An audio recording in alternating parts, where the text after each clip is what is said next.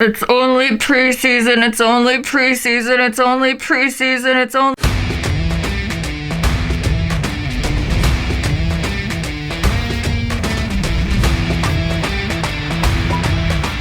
Welcome to From Center Ice. My name is Courtney, and the Blackhawks played a game against the Detroit Red Wings last night, and yes, it was preseason, and even after sleeping on it, do I feel any better about it? No, I really do not. The best part about that is that the Blackhawks won that game 6-4, and it still gave me zero hope in this team. Why is that, you may ask? Well, let's just go through how the game went, and then maybe you'll get an idea of why. 4 minutes and 22 seconds into the first period, Tyler Johnson gets his first goal as a Blackhawk. On the power play! Patrick Kane to Jonathan Toews to Tyler Johnson. He kind of fumbles the puck a little bit. It goes high, it hits his stick, it falls next to the goalie, but he battles for that puck and roofs it over Greiss. That was a very fun way to kick off the game. It was on the power play, it was a guy battling for the puck in front of the net, and it's a new guy doing that. Obviously, Tyler Johnson was part of the back-to-back cups in Tampa Bay, so he is a good player. We all knew this coming in, but you never know how a player is going to do when they go to a different team. So far, Tyler Johnson has done very well,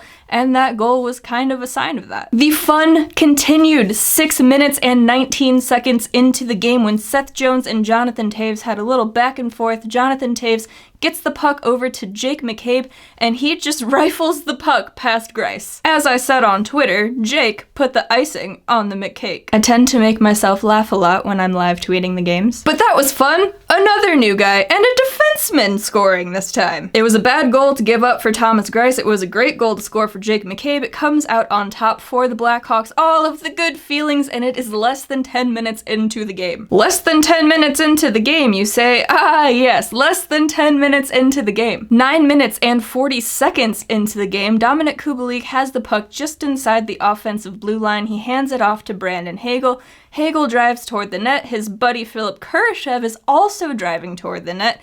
Brandon Hagel passes that puck over to Kurashev. He gets his stick on it between his legs, puts it past Thomas Greiss. The Blackhawks are up 3-0 in the first 10 minutes of this game. What could possibly go wrong? Special teams. Special teams is what went wrong. Very wrong. The Blackhawks took that 3-0 lead into the first intermission. But 4 minutes and 8 seconds into the second period, on the power play, Bobby Ryan gets on the board for the Detroit Red Wings again versus the Chicago Blackhawks. The Wings have Bobby Ryan signed to a PTO. I'm just wondering when they're gonna stop messing around and just give him an actual contract, because he looks like the best guy on the ice out there. At least against the Hawks. I haven't watched their other preseason games, but if that's any indication of how he's looked as a whole, then he should just be getting his contract like yesterday. That was assisted by Lucas Raymond and ex-Blackhawk Nick Leddy. Did you recall that Nick Leddy went to Detroit in the offseason? I totally forgot until the first preseason game the Hawks played. So then the score was 3-1. Not a huge deal. The Hawks still have a 2-goal lead,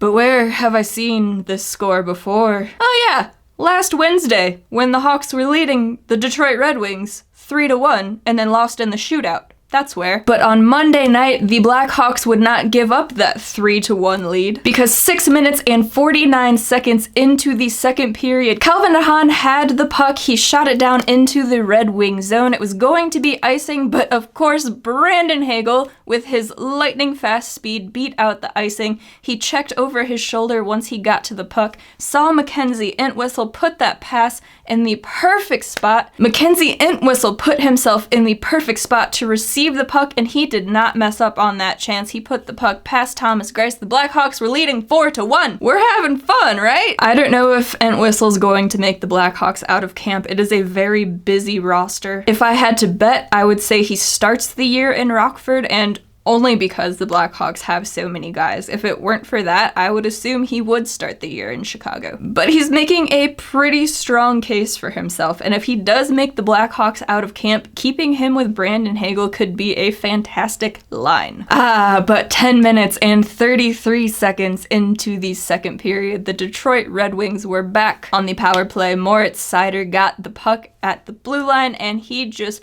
blasted that puck past Marc-Andre Fleury. It was a great goal for the kid, but it cut the Hawks' lead in half. The game was now 4-2. Still, the Hawks have a 2-goal lead. That's pretty good. But 12 minutes and 58 seconds into the second period, the Detroit Red Wings are, once again, on the power play. Robbie Fabry gets himself in front of the net after a lot of puck movement by the Wings on the power play. It gets to Fabry and he just puts it past Marc-Andre Fleury, and the game is now 4-3, and all of my hopes and dreams are slipping away in the preseason! It shouldn't be like this. It doesn't have to be like this. But it is like this. Thankfully, that disaster of a second period comes to an end, and the Blackhawks still hold the lead 4-3. Although last Wednesday, when they played the Wings as well, they did hold a lead going into the third period, and we all know how that ended. And it seemed like we were headed there once again. 3 minutes and 6 seconds into the third period, you guessed it, the Detroit Red Wings were back on the power play. Lucas Raymond gets the puck at the top of the face-off circle. He just rifles that puck over Marc-Andre Fleury. It was a fantastic shot. Lucas Raymond had a fantastic game. I would be surprised if he doesn't make the Wings out of camp. That goal was assisted by Dylan Larkin and Bobby Ryan, and I must say that those two, Raymond and Ryan, had some chemistry going, especially on the power play, and it ate the Blackhawks alive. Now I'm kind of glad that they're not in the same division anymore. I was kind of upset about it going back into this season since we got to see the Wings a lot last year, and it's always fun having that rivalry renewed, but if they're gonna keep doing this, I'm real glad that they are back in their separate divisions. We only have to see them twice during the regular season. I think I can handle that twice.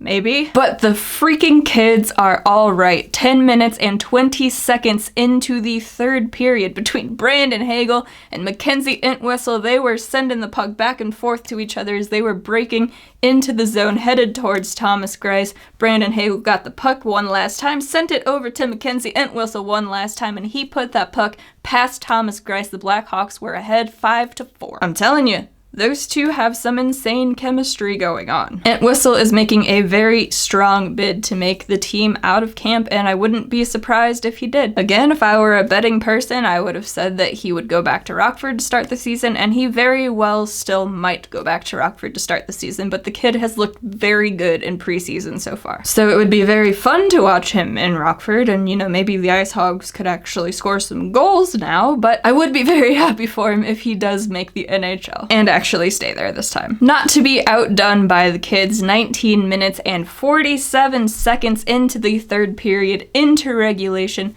Patrick Kane to Jonathan Toews to Alex DeBrincat into the empty net, sealed the game for the Hawks, and they won 6-4. And then they went to a shootout, because why not? And Alex DeBrincat won that for the Blackhawks as well. Now that's all fun and good, right? The Hawks won 6-4. The kids were on fire. Brandon Hagel and Mackenzie Entwistle were looking great out there. They probably had the best line of the entire night. But there's always a dark side to the happiness. The defense was horrendous. Jake McCabe looked really good in that Friday night game against St. Louis. Monday night, between him and Seth Jones, they could not break the puck out of the zone if their lives depended on it. They were both turning the puck over every time they touched it. Maybe that's exaggerating a little bit, but it seemed like every single time they touched the puck, it ended up on a Detroit stick. And I'm going to come back to this, just like I said in the last one, but Seth Jones was not winning any board battles this time either. People were very quick to say that this Hawks team is good after that first period when they were leading 3-0. That is a very small sample size.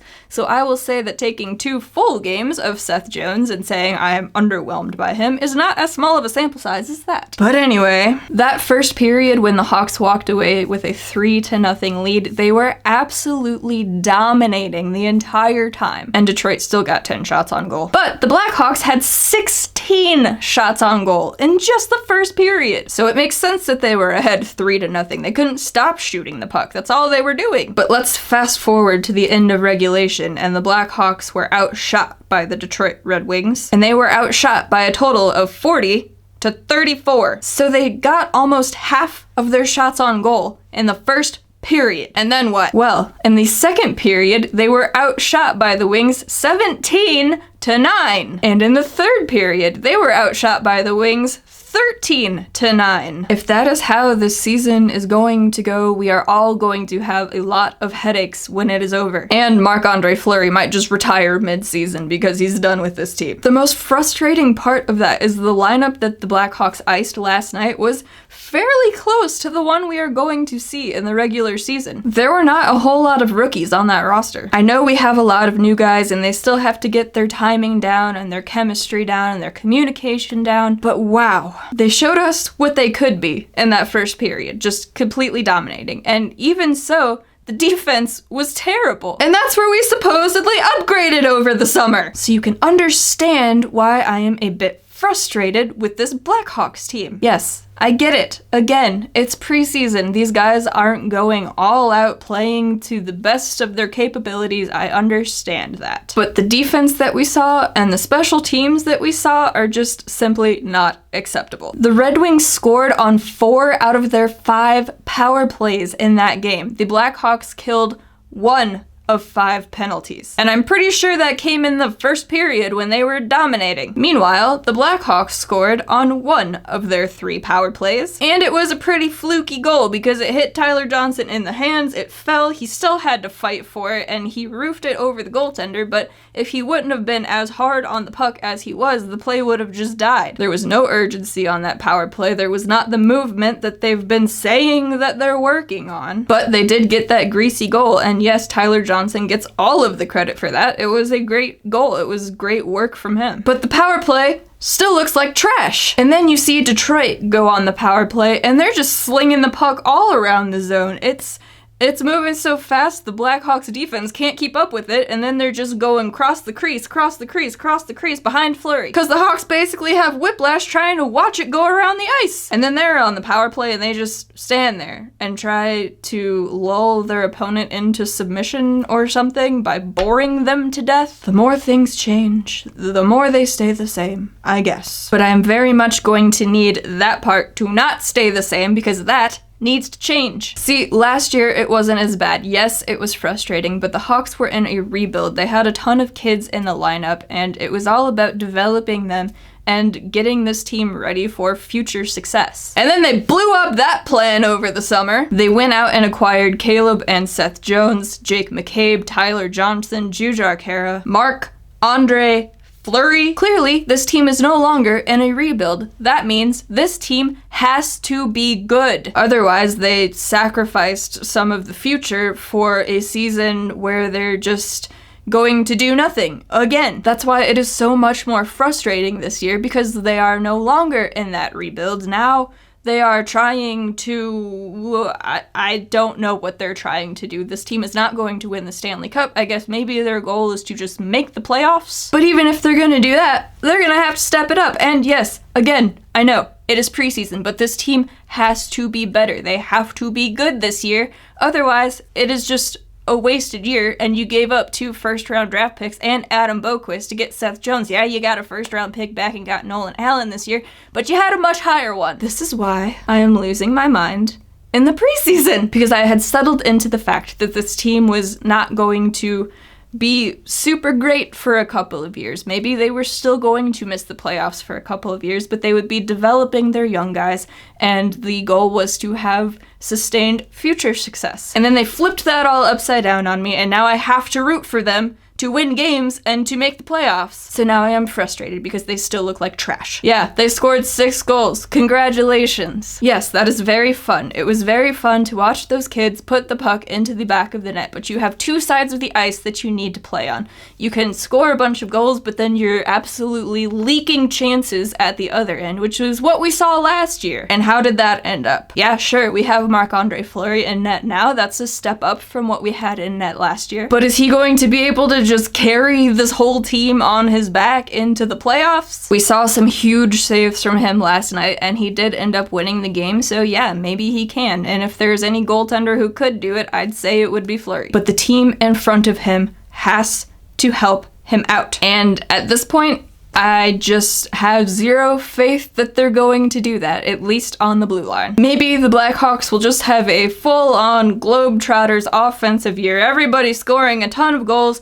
That's fantastic, but what is the defense doing? Because right now they are not defending. They're just skating in circles and watching the opponent skate by them along the boards with the puck so they can get it to somebody else in the defensive zone, so then they can put the puck behind the Blackhawks goaltender. I do not want to be so negative in preseason, but do you really think that once we hit next Wednesday when they take on the Colorado Avalanche and the regular season for the Blackhawks officially starts, they're just gonna find a switch and go, oh, I'm gonna flip this to being good instead of being bad? I do think that certain things will get better. The new guys will get comfortable, they will get comfortable with each other, they will form some chemistry, but I don't see them just suddenly getting light years better. But stranger things have happened. The St. Louis Blues were like last in the league and then they won the cup in the same year, so you never know. Things can happen, but with this team, I'm just not seeing it, and it is very frustrating because they have to be good this year. So those are my rants and ramblings from Monday night's preseason game against the Detroit Red Wings. As for today, we have gotten 2 new pieces of news. The Blackhawks placed Brett Connolly on waivers, and Wyatt Kalynuk will now be out for a few weeks with an ankle injury that he sustained in practice. I was very confident coming into training camp and preseason that because of last year, Wyatt Kalynuk had played his way onto the Blackhawks roster for opening night. What we saw from him in that first game against Detroit, I wasn't so sure because he wasn't great, but you know, first game, it's just preseason, whatever. But Caleb Jones has looked very good back there, and now Kalynuk has an injury, so he probably goes back to Rockford once he's all healed up, because I think Caleb made a pretty big argument for himself to stay on the team and be on that opening night lineup. So those are just a couple of things to think about. What have you thought about preseason so far and how this team is looking? Please let me know. I am very curious to hear what you have to say. I am very envious of people who were willing to say that the Blackhawks were good after seeing them dominate the first part of the game against Detroit. I wanted so bad to be right there with you and just being on the, yeah, the Blackhawks are going to be good this year train, but I have zero hope. And then they just gave up the lead. Thankfully, they kept it tied and then retook the lead and won the game, but that's just unacceptable. And only killing 1 out of 5 penalties is extremely unacceptable. So I'm going to end this video before I make myself even more angry thinking about that game last night. If you would like to hear more from me or from Center Ice, head on over to FromCenterIce.com. You can find links to all of the things over there. There are game previews for every game. There are also Ice Hogs preseason games this week, so there will be more Ice Hogs content over on FromCenterIce.com, but also on this very YouTube channel. I am very excited to be talking about the Piggies again. And if you would like to follow along with us on social media, all of the links for those platforms are down in the description for you. Other than that, thank you so very much for tuning in. I greatly appreciate it, and I will catch you all after the next preseason game on Thursday night. Bye, guys.